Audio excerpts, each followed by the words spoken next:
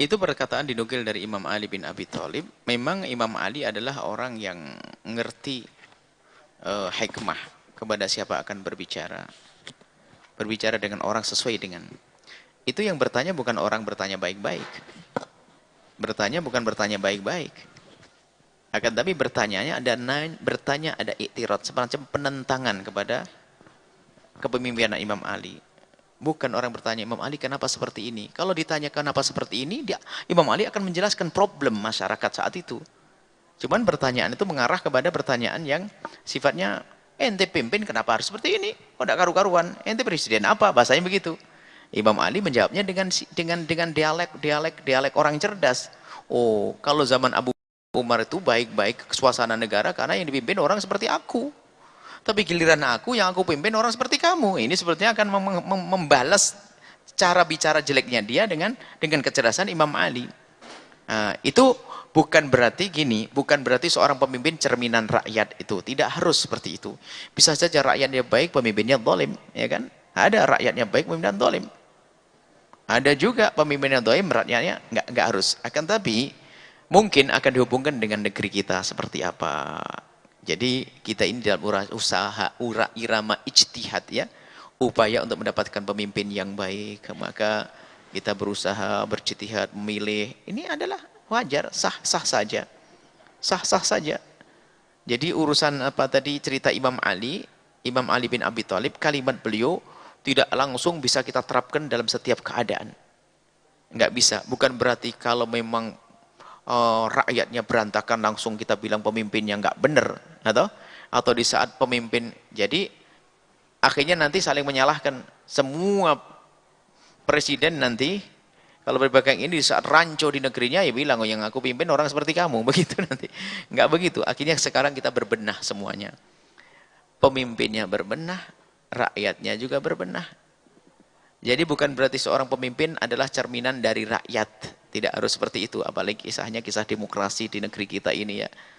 Yang demokrasi bukan karena tidak semua rakyat yang memilih seseorang itu karena dia senang.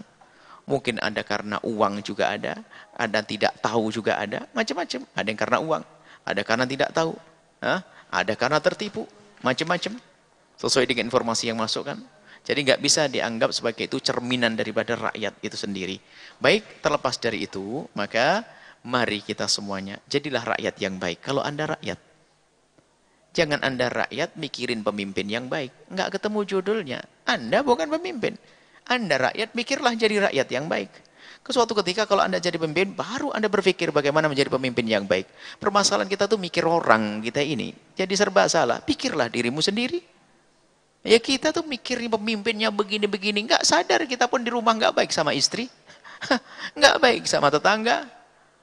Bahkan mungkin kalau kita yang memimpin lebih buruk lagi, kan begitu.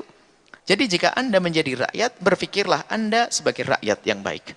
Bagaimana menjadi rakyat yang baik? Selesai, sesuai dengan tugas masing-masing.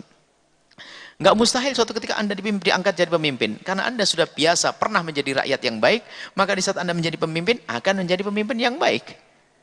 Jadi pikirlah wilayah Anda sebagai rakyat, pikirlah. Jangan Anda sebagai rakyat mikir pemimpin. Lah kalau Anda menginginkan pemimpin, itu sah. Sebagai rakyat yang baik, maka Anda menginginkan pemimpin yang baik. Maka dalam proses pemilihan pun Anda akan memilih yang baik benar. Itu kan proses. Kemudian setelah terjadi seolah ada pemimpin, ya pemimpin dia akan ngurusi sebagai seorang pemimpin. Kemudian Anda tetap menjadi rakyat yang baik. Dalam bahasa lain, biasakanlah kita koreksi ke dalam diri kita. Lah, teguran Imam Ali itu kan untuk negur dia. Ente jangan nyalain tok. Ente sendiri nggak bener. Gitu. Ente nyalain aneh. Ente bilang Ali nggak bener. Entenya nggak bener. Belajar juga. Maksudnya begitu. Jadi ayo kita menjadi rakyat yang baik. Rakyat yang baik bagaimana? Menjalankan tugas sebagai rakyat. Dan juga belajarlah menjadi pemimpin. Anda pemimpin di rumah tangga sebagai seorang suami. Berbaik-baiklah dalam rumah tangga. Kadang pemimpin negara yang namanya keluarga saja nggak benar, berhayal mengkritiki pemimpin negara. Ya, nggak benar dia. Keluarga dulu, baru baru nanti masyarakat lebih luas lagi dan seterusnya. Adapun setelah kita berbenah di dalam diri kita, kemudian menemukan seorang pemimpin kok tidak benar, nah kita punya hak, punya kewajiban juga untuk meluruskan, mengingatkan.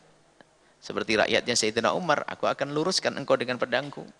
Tapi bukan berarti kita ngangkat pedang di depan presiden, nanti tidak. Wajib kita mengingatkan, dia kan manusia. Tapi yang lebih penting lagi ini, makanya kita sampaikan, belajarlah jadi rakyat yang baik. Kalau pemimpinnya adalah rakyat yang baik, maka dia akan menjadi pemimpin yang baik. Kalau pemimpinnya adalah bukan rakyat yang baik, nggak akan bisa jadi pemimpin yang baik. Kuncinya di situ. Kalau sudah jadi rakyat yang baik, maka di saat menjadi pemimpin, akan jadi pemimpin yang baik. Sudahlah, Anda mikirlah jadi rakyat yang baik. Selesai. Rakyat yang benar, baru nanti tiba-tiba Anda diangkat jadi pemimpin, maka Anda akan menjadi pemimpin yang baik. Seperti itu, insyaAllah. Allah a'lam bishawab. Setelah Anda menyaksikan video ini, jangan lupa berselawat kepada baginda Nabi Muhammad sallallahu alaihi wa alihi wa sahbihi wasallam.